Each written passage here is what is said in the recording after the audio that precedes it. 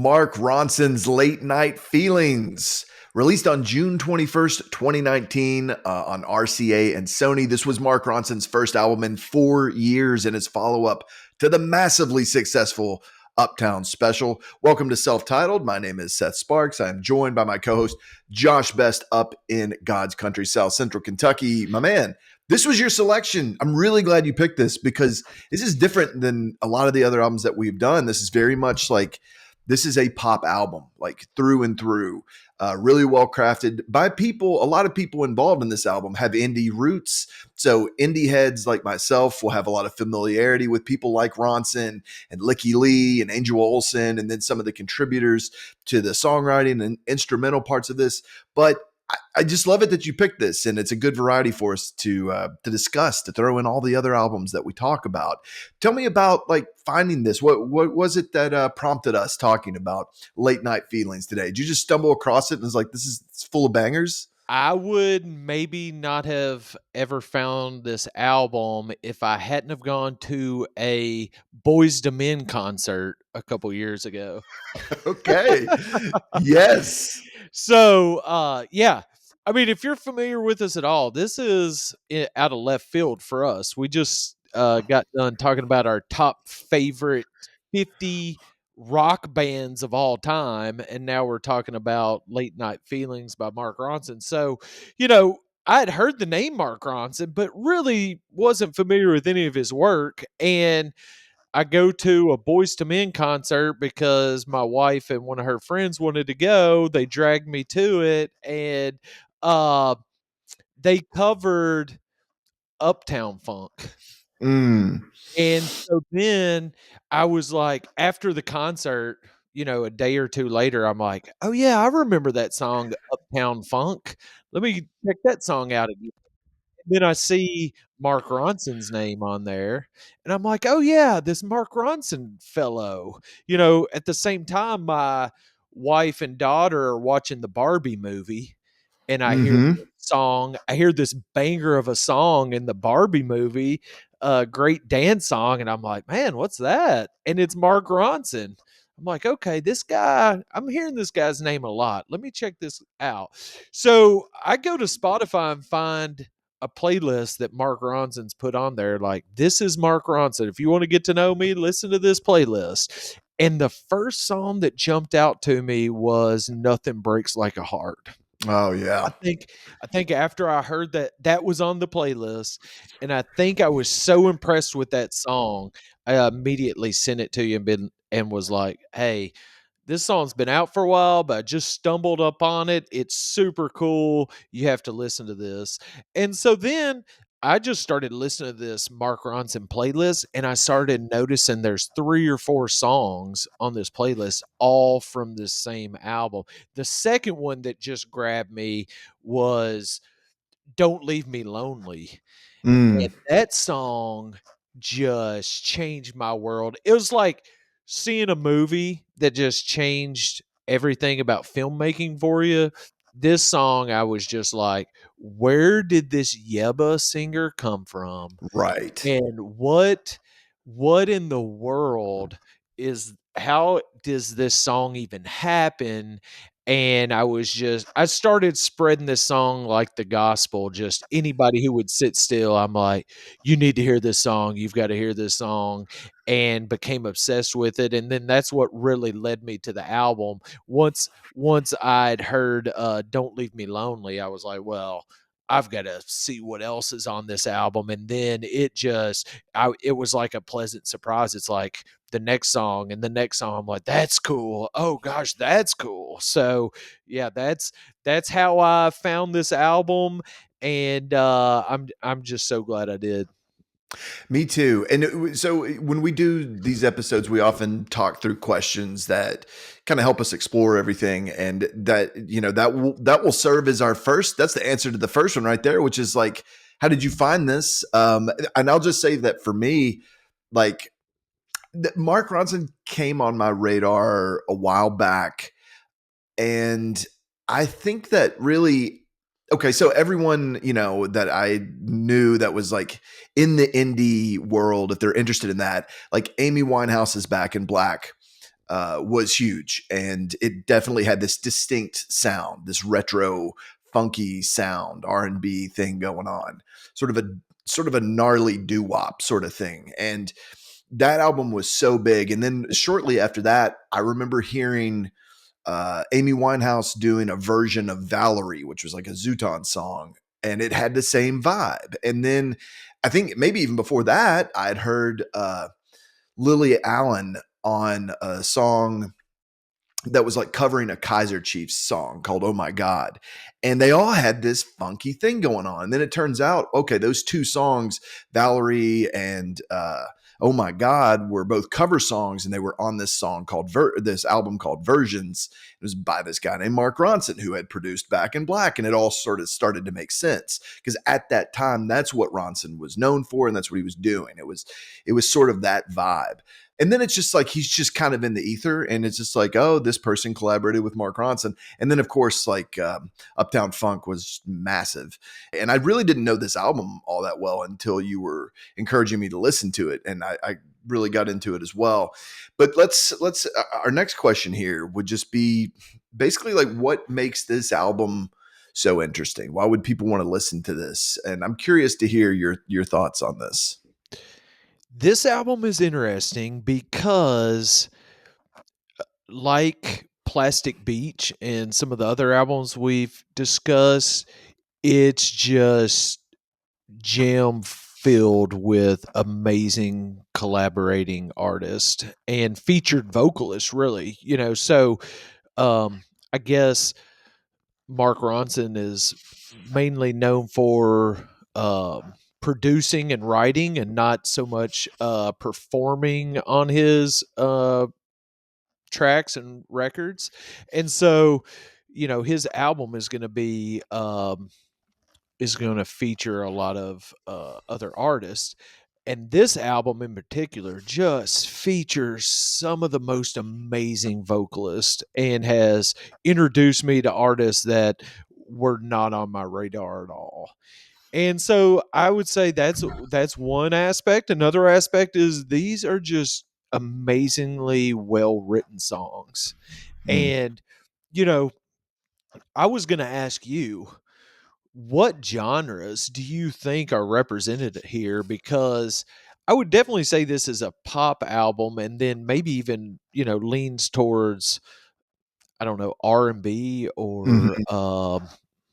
you know, electronic, or I don't know exactly, but I feel like there's a lot of genres represented. And I think that's why I like Mark Ronson's music, is because he was obviously just enveloped in music from an early age, and just constantly surrounded by it. And and it wasn't just one style of music, it was a lot of different styles. And then he's all of that fabric from the beginning is makes him what the songwriter is and producer he is today. So I think you and I both share a love for artists like that aren't just steeped in one style or genre. They have been introduced to lots of different styles from an early age, and like to take a bit from here and a bit from there, and all the best parts from a lot of different styles, and create some of their own. So those are two things that make this album incredibly interesting to me. Yeah, I totally agree with that. He has such an interesting background, and like you said, just this really well versed in music. That's one of the stories about like Q-Tip when he first meets Ronson in a club when he's DJing. He comes up and he starts to like look through his records to make sure that he's like, to check him out, be like, is this guy cool? Does he have good taste? And was impressed by what he did, and they became buds and collaborated and all this stuff. I mean, the guy has such a deep knowledge of music, and all these cool stories just about like him as a kid. He's hanging out with Sean Lennon, and like, I mean, he's around these really classic singers and some of the most famous musicians of all time. And he just grows up in that environment. It's just kind of part of who he is. What makes this album so interesting to me is so much of what makes Mark Ronson interesting. I can't think of someone who has a resume like Ronson. He goes from DJ multi-instrumentalist, producer, co-writer. He fills all these different roles, and he pivots when a style becomes too familiar. He's a DJ for a long time and really works with a lot of the classic like break beats and stuff like that, and really working with samples even at a time when hip-hop was kind of veering away from that. He was still doing that, hence the connection that he had with Q-Tip. And then, later he kind of gets into that retro sound with a lot of horns and gets there. And then once he's really comfortable there and is kind of known for that, he wants to break out of that. And I think people that do that are really compelling. So he pivots when something becomes too familiar. He gets so much love from so many different corners of the music world. Like I've mentioned Q-Tip, but a lot of Lady Gaga, Josh Homme from Queens of the Stone Age, and he's collaborated with this really impressive list of musicians. And this is Ronson's best album as a standalone piece of work. It's so much of that, I think, is because of his choice of collaborators and his attention to detail, which we'll talk a little bit about later. But you look at Lykke Li, Angel Olsen, Miley Cyrus. You mentioned Yebba. Ronson has described this album as a collection of sad bangers. And there really is this sort of spacey, somewhat melancholic vibe on top of dance songs. There's even like some disco infusion in there. Just so many collaborators in the form of vocalists, but also songwriters and musicians. In some cases, it's well-established songwriters who write for pop stars, and not everybody knows these people's names. And in other cases, it's people like Kevin Parker from Tame Impala or Victor Axelrod from Antibalas and Sharon Jones and the Dap Kings. So yeah, I mean, there's so much. Like, he's an interesting dude, and I think this album kind of reflects all of those things more than any other album that he did. And you mentioned a lot of tracks earlier that caught your attention when you were first kind of learning of this album and getting into it. But what are your standout tracks from Late Night Feelings? Late Night Feelings, Find You Again, Pieces of Us, Don't Leave Me Lonely, Truth, Nothing Breaks Like a Heart. Love it. Yeah, a lot of them, and I have a lot of the same ones. Late Night Feelings, love the strings, great co-write with Ilse Juber, and Lykke Li is just amazing. I've always loved her. Pieces of Us also have on my list. Don't Leave Me Lonely, but I like all three of those Yebba collaborations there in the album. Super cool stuff. Truth, I think, featuring Alicia Keys and the Last Artful Dodger. That song's just a total banger. Nothing Breaks Like a Heart. I mean, you nailed it. I didn't have. Everyone knows who Miley Cyrus is. I just don't have a ton of frame of reference for her work. And in this song, you're like, oh, I kind of get why she's so impressive. The cool video for that one too. And then True Blue with Angel Olsen. I really like Angel Olsen. A lot of indie heads will also, be familiar with that artist and appreciate what she brings to the table. So yeah, a lot of overlap in our songs on there, but so many good ones. I mean, this is, like you said, it's a really solid album, and a lot of great writing on this album and a lot of great lyrics on this album, to the point where each song has its own thing going on and its own voice. Do you have what stood out to you from a lyrical perspective? Did you have a favorite lyric when you're listening to Late Night Feelings?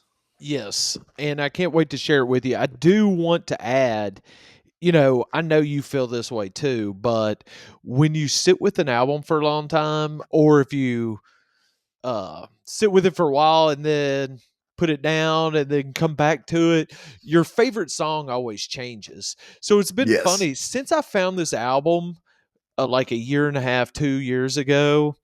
I can't leave it alone. I mean, I do get obsessed with it and set it down and then pick it up again, but it seems like it's just been a constant for me to listen to the last couple of years.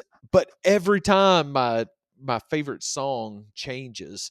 Right now, I'm obsessed with Pieces of Us. I Yeah. think I kind of missed that one when I first got into it, and now, I mean, I just wake up in the middle of the night and I hear like the electronic drum lead in to the chorus, Yeah. and I'm just like out of my sleep singing the song. I'm like, "What are you doing? Go back to bed." But anyway, yeah, I mean, there, and so I think when somebody does an album like Mark Ronson does with every album, or I'm thinking of a band that we love like Gorillaz, where every album is a long list of collaborators, I think you pay so much attention to detail with each track that each track almost like stands alone because, especially for if you're only doing that one song, if you only have that one experience with them in the studio for that one song, well, you know that both sides are trying to just get this as right as possible. And so I just think you can look at every song on this album and be like, that's a masterpiece. So it's hard to narrow these down when we talk about what's our favorite track or what's a standout lyric. My favorite lyric on this album is give me just a second to breathe because you've been turning all the tables on me. Whenever you would get up in your feelings, I would always listen. Now you turn around and leave. If we fell apart, let's do it in the dark. Hit me in the heart this time. Don't you leave me lonely tonight, because I won't forgive you. Don't leave me lonely tonight, because I can't forget you. I toss and turn alone in my bed when you should be laying here beside me instead. Don't you leave me lonely tonight, because I won't forgive you this time. I want to encourage anyone watching this who's interested, who hasn't seen it, to go watch a documentary called How to Be Mark Ronson. And there's a scene of them doing this song, kind of rehearsing it for a live performance. But you see them doing it, and man, it will give you chills. Like the power of that voice, those lyrics coming out. I mean, it's like I don't know. It makes you emotional to hear it. It's really evocative in that way. I kind of went on the other side of the spectrum and went to Truth. So from Truth, this lyric, I just love it. Revolution, baby, you should come to it. Bring your neighbor, bring your crucial. We can mob for once in the dead moon. We keep blowing crush under tanks on the rust, baby, too soon. What? I'm all about that, dude. That is sick. That I is knew sick. I knew that this would be your favorite track, maybe, or your favorite lyric because this is from the same planet Sweepstakes is from. Yes, This absolutely it song, is. I'm like, Yeah, these 2 songs came from the same planet, so, yeah, I absolutely. love Truth, it's such a fun song. So fun. Yeah, the last Artful Dodger and Most Def are definitely like they're on each other's corner in a good way, in a friendly way.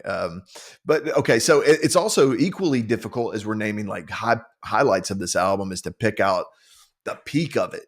But always love this question, kind of forcing you to think about where this sort of if you're watching this or you're listening to this, what's the climax of this album? What's the peak moment? And I'm curious what yours is because I kind of I have a couple. Yeah.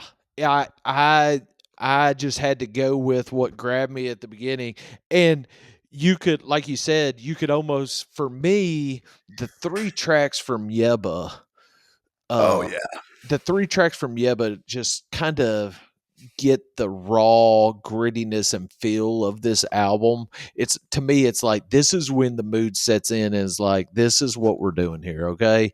We're all up in our feelings and yeah, the mood is totally set in. And for me, the highlight of those 3 tracks is Don't Leave Me Lonely. Those lyrics I just read. I mean, when that chorus comes in and hits that crescendo, I'm just like, yeah. for me, that's the peak moment of the album. That's what really first grabbed me to the album.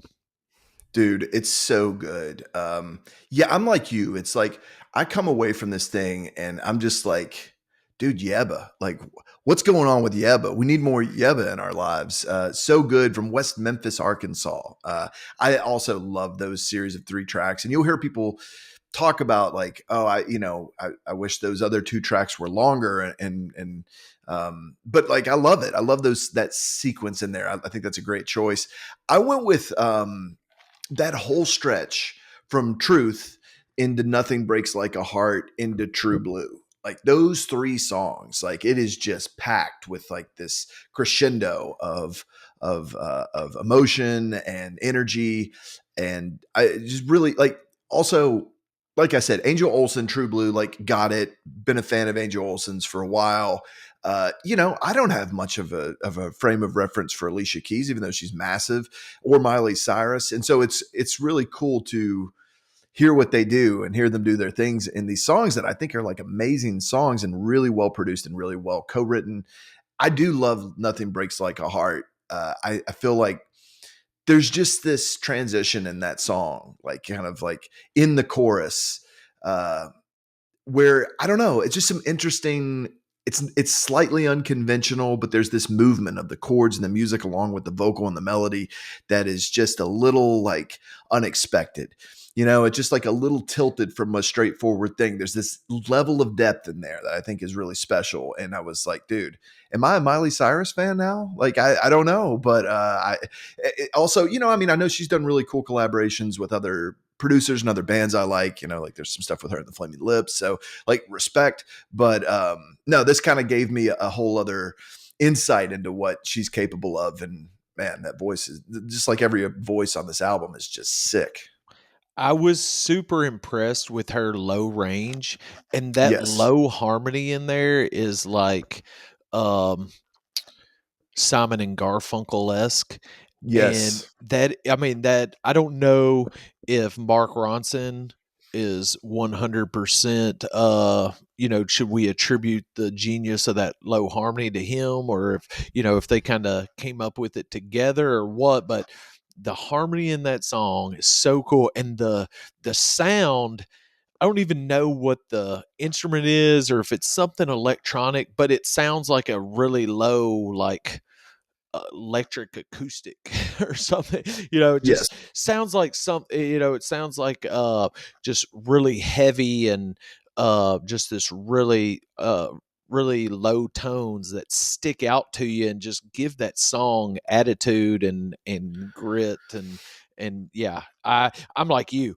I mean, we've heard of Miley Cyrus forever, but I never sought out any of her stuff. And you know that's what's great about being being middle-aged, or a parent, or whatever it takes to lose all those stigmas of, I can't listen to Miley Cyrus. Who am I? Will I be kicked out of my town, or whatever those stigmas are that we had when we were younger, where it's like, I don't want to listen to that because young girls listen to it, or it's written and produced for this uh this culture of people, and I'm not that. So it's nice when you mature and get older, and you're like, hey, I listen to Disney songs in the car with my kid, I listen to all this stuff, and it's like, I can just find whatever I really like in anything, and there's no worry about who's gonna think I'm ridiculous for it, because I no longer care. Oh yeah, no, for sure. I mean, there's definitely, and that comes with. I was having a conversation with my friend the other day where it was just like one of the great things about having kids is like you drop all your neuroses. Like you kind of stop being like, oh, what are people going to think about that? It's like, no, it's not about you. You know what I mean? You kind of learn some good lessons on that front, and definitely like being able to appreciate someone like Miley Cyrus, who like my wife's always been like, dude, she has pipes and she has talent that you probably don't realize. But yeah, it's like it's in there. It's like you were talking about. There's some transitions in that song. There's some really interesting. The thing I was referring to specifically is like at the end of that, where it's like things fall apart, but nothing breaks like a heart. Like this is it's this added little phrase in there that you wouldn't expect. The instrumentation's really cool. Just a really special thing. And then, again, Angel Olsen, that to round out my trio of songs that I think are kind of the climax of there. Just super catchy, does have a little bit more of an indie feel. Angel Olsen at this point is almost more kind of in the folk, almost like a country folk type of thing going on. I really recommend people check out Angel Olsen if they haven't, but she's so good. And it's just really cool to see her on here. And, one of the difficult questions that we always ask when we talk through about artists is like contemporaries. And this one broke my brain for a little bit, like trying to think of like who is a Mark Ronson, who is in the Mark Ronson mold. And that's a really difficult question. I think you could make this as broad or as narrow as you wanted to, considering how many people he's worked with. But for me personally, I think I started thinking more about producers like Pharrell, Timbaland, Danger Mouse, Calvin Harris. Like those people came to mind for me. as potential contemporaries for Mark Ronson. But I was wondering what you thought of when you were thinking about Mark Ronson contemporaries. I came up with some of the same names. I don't know who is it pronounced Diplo? Yeah, I don't know. I'm not familiar with that producer, but obviously it's a good one. Yeah. Ronson and him have known each other for a long time, and then teamed up for some tracks and called themselves Silk City. And so I think you gotta put him in there, but I definitely thought of Pharrell and Danger Mouse immediately, two of my favorite producers. Then I thought, okay, well, what if you separated Mark Ronson into like the songwriter and not so Right. much the producer? Then I think, he's very comparative to some of our favorites like Beck and Damon Albarn. But yeah, I had some of the same ones. And like you, immediately I'm like, "Oh, there's nobody doing this." But, Yeah. maybe they're not doing the exact same thing, but they're doing something similar. Oh, I know one. I just thought of like the R&B and hip hop kind of thing is like a songwriter is like Justin Timberlake. Hmm. Yeah. Yeah. Just good. It's good, solid pop songs. Yeah. Absolutely. Always a fun question. If this album, if Late Night Feelings was a movie, what movie would Late Night Feelings be? Curious what you have for this one. Gosh, I struggled with this one because Yeah, me too. I was thinking, well, I'm thinking this album deals with a subject that I don't really particularly like to watch movies about. I like heist films and sports docs, and and so this one was kind of challenging, and um I searched out the help of Chat GPT and Google, and they gave me a long list of films that I'd never seen before, and so I didn't want to use a movie I hadn't seen. So I did think of a movie that I've seen and I like called Fatal Attraction. Oh, interesting. That's a good one. And so I thought of it as kind of from Glenn Close's character of, longing for a relationship you can't have, and maybe thoughts of, oh, I had a chance, but I blew it, and thoughts of, gosh, I love this person. Why won't they love me back? And things like that. So I thought of the movie Fatal Attraction. I like it. That's a good one. I went with Saturday Night Fever. Now, th- one big caveat here is that Saturday Night Fever is like a very male movie. I know it's about a dude dancing in a disco, but it's like the themes in it, the characters in it, the attitude of it is very macho, sort of male shit. And the women are treated terribly in Saturday Night Fever. Like it's almost jarring to watch today. It's like whoa. So with that major caveat in there, I do want to say like there are a lot of other similarities that I think make a lot of sense. It's very much like a night movie, the dance aspect of it, but it's glossy on the surface, danceable. It's somewhat emotionally bruised underneath, though. It's occasionally wrestling with loneliness, frustration, yearning, and that whole vibe combined with this like sort of going out for the night, late night, but also that there's this tinge of melancholy underneath it. I thought is super cool. So yeah, went with Saturday Night Fever. Another question that we talk about is what band or artist do we want to hear interpret this? And we can go present, we can go past, we can do whatever. I think I bring up Saint Vincent a lot when we talk about this, and I also bring up Tame Impala a lot. But I want a collaboration. I want to hear a collaboration between Saint Vincent and Tame Impala. And I want to hear what they're going to do with Late Night Feelings. And I mean, Kevin Parker contributed to this album, and I think Saint Vincent would definitely be able to handle a lot of the vocals and just do some really make some interesting choices. So I would love to hear that interpretation of this. So I am personally going with Saint Vincent and Tame Impala to cover Late Night Feelings. That's amazing. I want to hear that. I love your answer. It is so good. I can't even come up with anything. You All you right. win. You win. Well, here's a question that you typically best me in, which is if Mark Ronson was an athlete, who would Mark Ronson be? Okay, I think you're going to like this. I went with Mark Ronson and a few of the artists that appear on Oh, Late Night Feelings. oh, I like where we're headed here.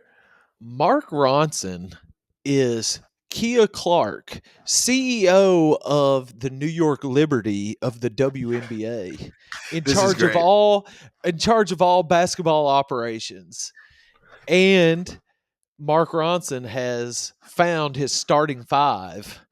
And Yes. now the New York Liberty, they want, so this is the 2024 New York Liberty that won the WNBA title. And Lykke Li is point guard Courtney Vandersloot.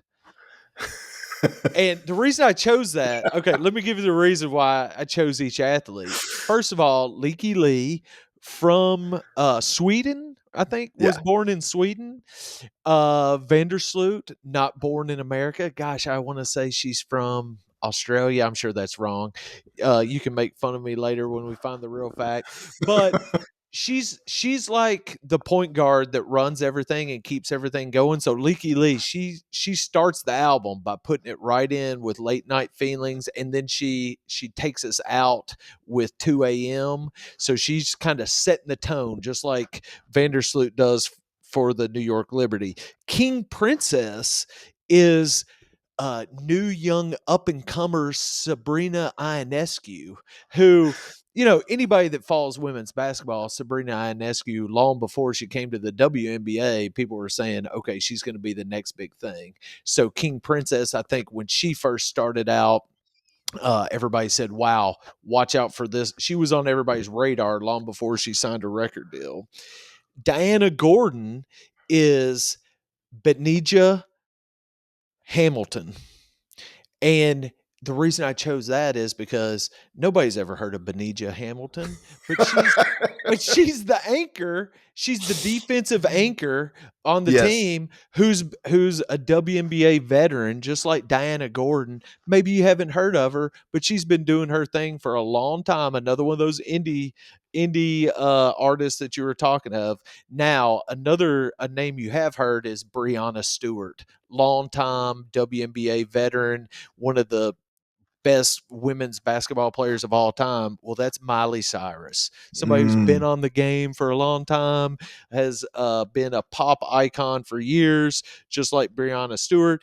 And Yebba is Jonquel Jones. Nobody's really heard of Jonquel Jones either, but guess what? She was the 2024 WNBA Finals MVP. Just like Yebba, nobody knows who she is, but in my opinion, is the MVP on this album. So that's why Mark Ronson and his host of Merry Ladies are the 2024 New York Liberty. I'm almost embarrassed to give my answer now. It feels so lame. That's the answer. What you said is the official answer. I'm just going to say I know that Ronson's a Chelsea fan. I see him in that manager role, so I did a little bit of a zag here, and I went with Jose Mourinho. I went with the manager, not a player, producer. You know, accomplished a lot. I like him as a manager comparison because he's worked. Just like Jose Mourinho has won everywhere. He's won with a lot of different players on a lot of different teams, just like Ronson has accomplished a lot in a lot of different genres with a lot of different teams. I thought, hey, let's bring it home to Chelsea FC and make him Jose Mourinho. But dude, forget all that. Forget all that. You're right. I totally agree with you on that. Well, we were thinking the same thing. Is Yeah. he can't just be the athlete. He has to be Yeah. the manager, or in my scenario, the president of basketball operations. And so, yeah, Yes. we were thinking the same way. And I thought, what better than New York, where Ronson's Yes. from and has all his roots. So, yeah, I always love that question. So fun to try to make parallels in music and sports. Oh my God, that was so good. Bravo, sir. Tip of the hat to you, dude. So this is to our last question here. We always like to kind of reflect on any takeaways that we have. Is there something that we take away from this album that's more than just a collection of great songs? Um, for me, I'll just say that Ronson put this album together in the wake of a divorce. He seemed a bit aimless at the time before making this, and he eventually stopped trying to be fun and make that type of music, like like Uptown Funk and the album that he was following up. And he just tried to be as honest as he could in this album. And he has said that this is the first album where he really put energy into the entire thing from beginning to end, and to hone it as an album.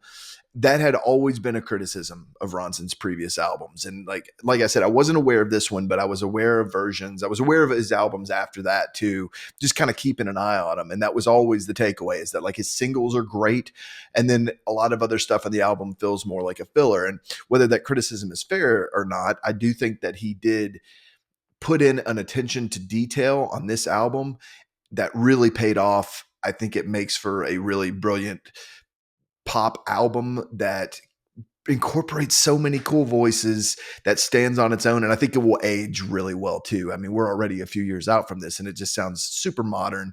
I think it will always sound like that. There will be a timeless aspect of this. So I love that you picked it. I had a great time listening to it, but curious if you had any final takeaways on this album other than just a collection of great songs. My final takeaway is this album, I think, deals with a subject that is extremely familiar. And I would say for music fans, if the most popular kind of song or album is a feel good song and a feel good album, then the second most popular thing is dealing with breakup or a relationship that seems untainable, or a relationship that you once had that you think you'll never have again. I think that theme is extremely popular with people, and people can relate to that. I think Mark Ronson did a great job of writing lyrics that just sound like conversation or thoughts in your head. And I think sometimes it's hard for people to write lyrics like that. At least I've had trouble with that. A lot of people like to write poetic things, but to write things that are conversation, like present day conversation, the way people talk to each other, I like that. And something I will take away from this album always is being introduced to a genre of music that I'm not really familiar with, or Mhm. maybe think that I don't even enjoy that much. Late Night Feelings, just as a song, or Find You Again, the first two tracks on the song on the album are songs that normally wouldn't really appeal to me, and now I Mhm. love them. And Mhm. now I have a 7-year-old daughter, and so now when she wants to listen to songs like that, my first thought is not, turn this. Now it's like, okay, I've been down this. This seems like a familiar path. Maybe I can enjoy this too. So, Late Night Feelings is just kind of opened up a portal to a genre of music that I didn't know I liked. Mm. And it's kind of opening doors to new artists that I can't wait to go down rabbit holes to find more of. Lykke Li and King Princess and um, Yebba. I'm just scratching the surface with these artists and can't wait to find more of them. So yeah, I think you said it well, that this album sounds modern and will probably always sound modern, and I think that's a musical achievement to put something down on a record where people can listen to this 50 years from now and be like, yeah, I see why Grammy and Grampy love this album. This grooves and I like it too. So yeah, I love a lot of the things you said there, and and I really enjoyed putting together this episode and spending time with this album. And like I said, it's never I can't ever put it down for very long, so I'm sure it's going to stay in my playlist a lot from now on. Absolutely. I'm grateful to you for introducing this to me. And it will also, there will just be a few tracks that it's like, I'll always be able to come back to these tracks and enjoy them. And then you're right. I feel like this album, maybe this is like the perfect gateway drug to pop music for people who are like not familiar with that lane, with that genre. I think it served that to me too. I think when you're saying that about your daughter, like it makes total sense that that would be a thing that just helps bridge the gap into this whole other thing where you're now open-minded to things. And I love albums that do that. Like you said, a portal. I love albums that serve as portals into a whole other world. I've always been taken by albums like that. And I think this is a great example of an album like that. This has been a blast. I'm really glad you picked it. This was so much fun, and I'm going to keep it in my rotation too. If you liked this, whether you're just a Mark Ronson fan, a pop music fan, or an indie head who just wanted to give something else a shot, thanks for watching. Subscribe to the channel if you're watching on YouTube, like the video. If you're listening in podcast world, follow us. Drop a comment, your thoughts on this, your standout tracks. Are there other things? Where should Josh and I go for here? Where should we go from here if we're exploring more pop albums that are going to appeal to people who haven't traditionally listened to just straight up pop albums? Where do we go? We want to hear your feedback. Thanks for joining us, buddy. This has been a blast. We'll be back again soon with another deep dive, I'm sure. Take me to your producer.